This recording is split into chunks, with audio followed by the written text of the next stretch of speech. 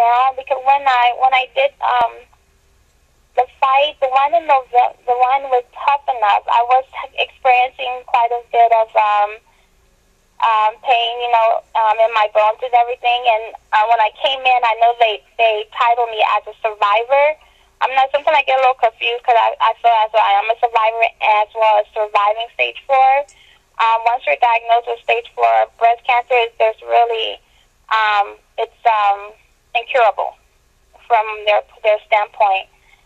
So I felt that I defeated it to the point where all the tumors that were showing up as far as in the breast and the lymph nodes and under my arm, all those had pretty much disappeared. Like, I guess because of my change of my diet, my way of life, and the stress and, just eliminating anything that was going to strengthen the cancer cells. So I did well with that, and I'm not sure where the turning point came in at where the cancer decided to spread to the bones. So that challenge in itself, once it spread to the bones, I really don't know too much about it. I know that it's the most painful thing ever, probably like having some chronic, what do they call it? But just osteoporosis or whatever when you get that bone disease. So it's just an ongoing, non-stop pain, when the cancer gets into the bones. And during that fight, it was so difficult because just getting hit was causing more pain, more pressure. During my training, the same thing. And I think that's what really I was really inspired by myself to just see that I was allowing myself to just keep going through the pain regardless of knowing that the metastasis disease was spreading into my bones further and further, where it eventually went to the spine. And so now I'm just pretty much living with it. It is kind of eating away at the bones, and it's eating away at my spine, where it's causing me to have difficulty with my lower extremities, where I can't walk now. I'm not believing I'm going to stay this way. I think it's just a course right now. I do feel like I'm going to be able to walk again and get back out there and, push for my goals, to really become the greatest fighter ever. Yeah. Yeah. Last weekend, you were awarded with a title belt at Tough Enough, the first one, as most inspirational fighter. What does that mean to you? It means a lot. I was sharing with my family that when I was first diagnosed with breast cancer, it was to prove to me that I wasn't going to let anything break me or get me down spiritually, so mentally. So I decided, I'm going to pursue my little fighting career.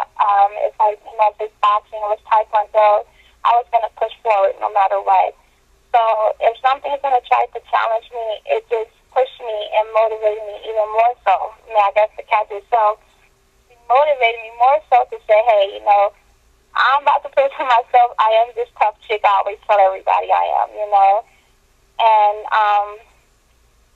I said, just like I always about to cry. But yeah, when that happened, I wasn't even thinking to be anyone's greatest inspiration or, that person that encourages the next. I just wanted to just prove to myself and to my children that whatever you set your mind to, you can accomplish anything. You just stand your ground. You continue to push forward because there are always going to be great rewards at the end. It's going to benefit you. And I did that, and I was just doing it to just, be a great example for my children. So to see that that nucleus, that beginning right there has become something so huge where I'm touching so many lives in ways that I can't even imagine. It's like I told her, it's just that. It's not so much a focus on me, it's more of a focus on God and what God can do when you allow Him to really resonate in your life. And it's a privilege, it's an honor to be able to be such a great inspiration to people, and to just for them to just watch life, and it just gives them a picture of life. It's huge. I mean, I can't even really describe what I feel as far as being able to touch people in that way, and it wasn't my intention, you know. And it's amazing. It's just it's amazing. I don't know how to explain it, you guys, but just to be alive with someone, I know it's hard, but to be a light or a beacon of hope for someone is big, you know, in this time of life, you know, in this era of our life that we're all going through as a human race. So it's huge, you know, this little me, you know, little mom raising 7 kids is actually someone's drive to be able to just continue with their life, you know. And I've received so many messages in my inbox of how many people, you know, just said they read the story about me and they turned their life around. Or the first time they prayed was because they were praying for me, you know, and that was the first time they actually got on their knees to pray. It was just amazing. You know, it's just awesome. I'm just trying to absorb it all, and it's just so much to take in all at once, you know, and I guess that's why God has allowed me to have this sit-down time to just see how He's working in my life, and teaching myself as well. Yeah.